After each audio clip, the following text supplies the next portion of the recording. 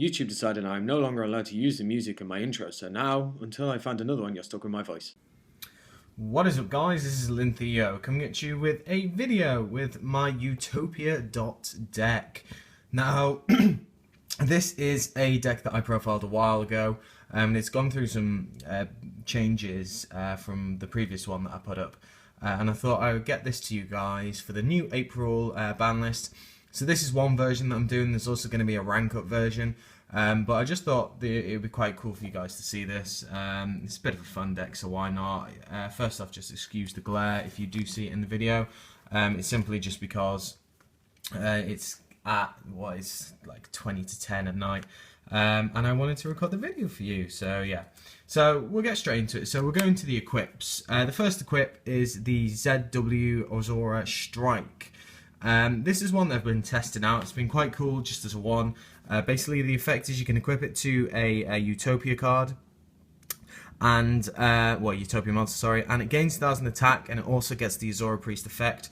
So the fact that you can attack all your opponent's monsters once. So it's really cool, especially when you get a big beater out on the field, which is Utopia. So on its own, it goes to 3/5 and can attack everything. And with the other equips as well, it is pretty nasty. And speaking of which, we have the standard equips that everyone kind of plays. We have ZW Tornado Bringer and Lightning Blade. Standard ones, if it's destroyed, detach this, and ZW cards, and the attached one can't be affected by card effects, or targeted, sorry. So then we have 3 Tinplate Goldfish. Tinplate Goldfish, you'll see why I run it in a second, but it's just good for XYZ plays. You know, you can just spam them out there. So that's one reason. Then we have Star Drawing, one of the best kind of utilities that rank 4 spam decks have. The fact that you can draw when it's used as an XYZ summon, XYZ material, and the fact it can also be used as a level 5. So it makes going into Leo Arms that much easier. We then have the 3 Sacred Crane. This is one that I'm kind of testing and working really well. I play other cards that can kind of utilize it, but Sacred Crane is just really cool to have, just because it's all about those pluses with this deck. You kind of need to keep your resources up, because if you don't, you're going to die, because the main purpose is to get your equips and get Utopia out and just keep your presence on the field. So that's why I play Sacred Crane, and it works really well. Then we have 3 Gothenburg. Gothenburg, the exact same reason. It's the main target is Sacred Crane, but it can also use for other cards and such. But yeah, it's a level 4 kind of utility person. And then finally for the monsters, we have 2 Summoner Monk. Summoner Monk is just there because it's just amazing. I run quite a lot of spells, and it just means I can grab those cards from deck, especially the Sacred Crane, in which I can just get draws and pluses.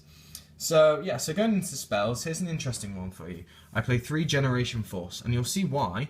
But Generation Force reads as follows: if you control an XYZ monster, you can add 1 XYZ card from your deck to your hand.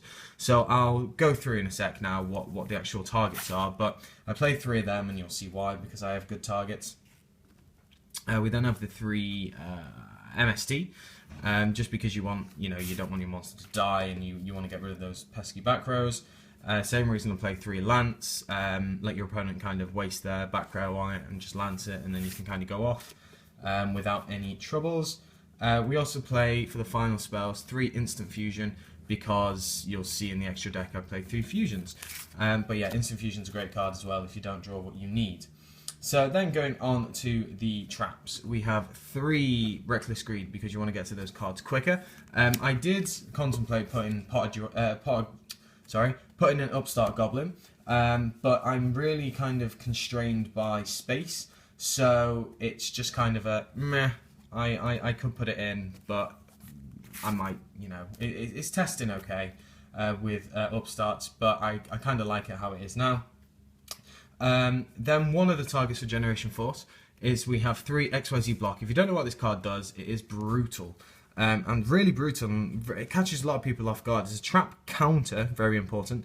When your opponent activates a monster effect, attach 1 XYZ material from a monster you control, and negate the activation, and if you do, destroy that monster.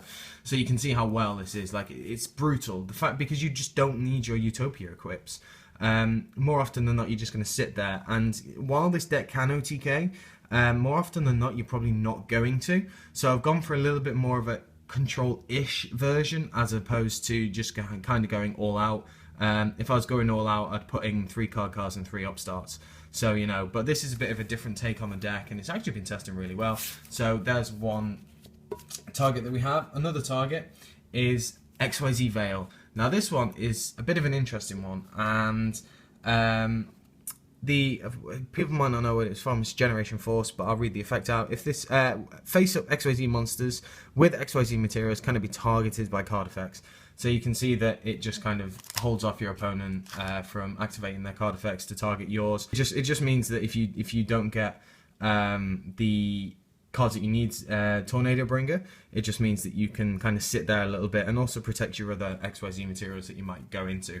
So it's quite nice. It's actually been testing very well, so that's why I put it in here. And the final 40th card, that is also a target for Generation Force, is the one XYZ Reborn. The card's just good. It just means that you can make your other XYZs live, and yeah, that's it. So going on to the extra deck, we have the one Leo Arms. Just, you know, search out those Leos, search out those equips that you need, and it's just really good. Then we have the main boss, the 2 Utopias. Utopia is just here because obviously it's the main focal point of the deck. He works really well with all the equips, and yeah, I would normally have 3, but I've just got 2 in for now because I'm kind of constrained by the extra deck. Then we have the one Exeter Knight. Exeter Knight's just there because it's ridiculous and it's a level 4 deck. We have the 2 Silent Runner 101s because it's ridiculous and it's a level 4 deck. And then the rest are just going to be kind of standard. We have the Diamond Direwolf. We have the Daigusto Phoenix to recycle stuff back. We have the Larval Chain to stack stuff. We have the Maestroke, we have the Abyss Dweller, and we have the Gaga Cowboy. So these all kind of standard rank 4 cards that you would expect to see in a rank 4 deck. Then going on to the final 3 cards, which are the instant fusion targets.